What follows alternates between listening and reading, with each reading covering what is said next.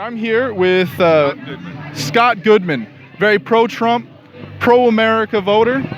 And you were just talking to me about liberals, and what were you saying about them? Well, there used to be a time when we'd have civil discourse, when my liberal friends and I could have cogent arguments and discussions, try to find common ground, ways that we can communicate together to better our country. Now it's just hurling insults at each other back and forth.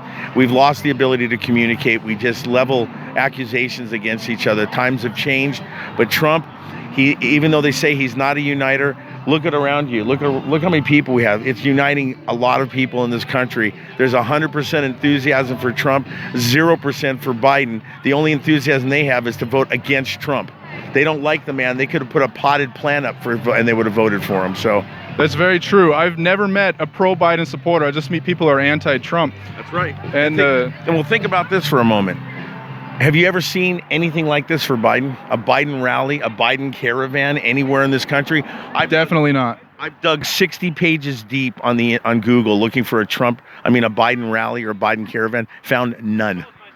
Yeah, he came here to Arizona, had nobody show up. I posted the video on Facebook. Facebook said it was a fake video because it wasn't an official campaign rally, but the fact that the Democrat presidential nominee with the vice president, Kamala Harris, shows up to Arizona and not one single person comes out to support them, that's telling. Obama was in a stump speech for Biden just a few days ago, and 13 people showed up for a Biden rally by Obama. There is zero enthusiasm. He gets 12 to 15 to 20 people at a whistle stop for Biden, and there are 2,000 Trump supporters on the road lining the roads at a Biden rally. Now, you said earlier that you have love for liberals, and I thought that was pretty interesting. Could you elaborate on that? Yeah. I do love liberals. I believe in civil discourse. I'm a constitutional conservative. People have the right to have dissenting opinions. I might not have to agree with them, but I don't have to insult them. I don't have to denigrate them. The reality is the communications have been broken off between the liberals and Democrats. It's almost like a Cold War politically. But I don't believe in that. I believe that my liberal friends have every right to speak and to vote and to protest and to be who they want to be. And that is the reality. And I don't feel anything negative about my liberal friends. I just think that they need to be educated, they need to be informed, and they need to make decisions based on something other than spoon-fed liberal media. Yeah, that's something I keep noticing at a lot of these rallies and going to the Democrat stuff, is that here on the pro-Trump side, there's a lot of love. A love for Americans, patriotism, even love for liberals. And when I go to, say, Portland, there's a lot of hate. They want to kill people. And I mean, that's extreme to me. And the juxtaposition is just uncomparable between the love for Trump and the hatred against him. Here's where the fundamental difference are between Trump supporters and the radical left. There are people out there protesting on the corner.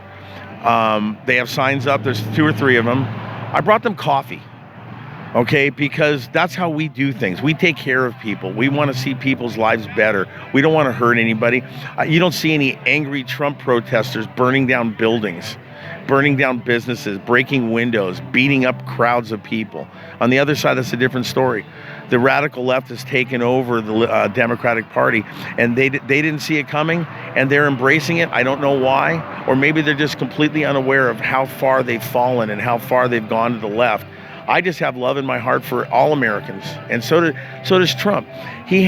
Trump has 11,500 employees in his businesses worldwide. 61% of them are minorities. He's not a racist. He loves people. The First Step Act, releasing prisoners and getting sentences commuted for unjustly sentenced to long prison terms for small minor drug offenses. The predominantly black colleges and universities, they go hat in hand. They went to Washington every year to get money for grants and scholarships. And Trump said, well, no, we're going to give you multiple years in advance, so you don't have to come here begging for money every year. Economic opportunity zones and impoverished African American and minority communities, giving billions of dollars to foster growth and development of jobs and businesses. Yeah, he's a racist. Meanwhile, Biden was a separatist, segregationist, anti-busing. He was the one who passed the crime bill. Let the picture tell the story. Yeah, I think it's interesting, though, that now Biden, he's saying he's going to correct those wrongs in the debate last night, but he's senile. He can barely put a sentence together, And I really think he's not going to correct those wrongs. He's just going to be a puppet for whoever's behind him. The reality is we're electing a Kamala Harris administration if they elect Biden. He won't last a year. He'll resign for health reasons, and she will be the president of the United States. And God help us all. Yeah, Nancy Pelosi's putting stuff forward with the 23rd Amendment, and she said it's not for Trump, so she's getting prepared for Biden. Absolutely. And if you look at the transition team that Biden has put together with the executives from Google and Twitter so they can infiltrate the already poisoned and polluted social media to make it even worse, where they're completely whitewashing all of the Hunter Biden and Joe Biden allegations. They're obviously pro-Biden. They're obviously in the can for him, and they're going out of their way to do exactly what they said we were doing. They want to infest and corrupt the election process, and then they're going to blame, whatever the outcome is, they're going to blame the conservatives and the Republicans for anything that went wrong. It's going to all be our fault, even though they had their fingers in every aspect of this and every stoke in the fire, and they were involved in. If you look right now at the lines of people that were there for early voting, you can almost tell that these people were bussed in and trucked in to vote. There are 46 million people voted early voting as of last week. At this time last year, our last election, there were 6 million people voted. Almost half the electorate has already voted.